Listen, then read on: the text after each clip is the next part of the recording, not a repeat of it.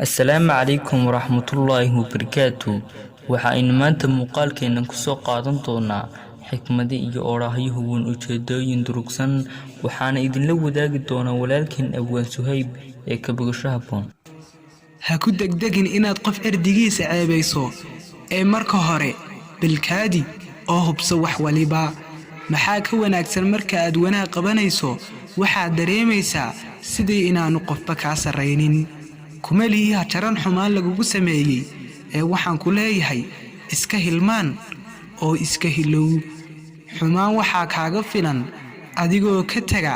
salaada waajibka ah si uu kas ah haddana sheeganaya inaad tahay muslim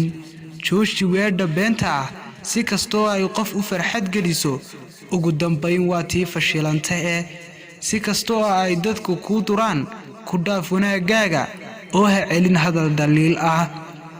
si kastoo aad tahay qof khiyaamo badan ugu dambayn khiyaamooyinkaaga badan waxay ka dhigi doonaan qof daacad ah.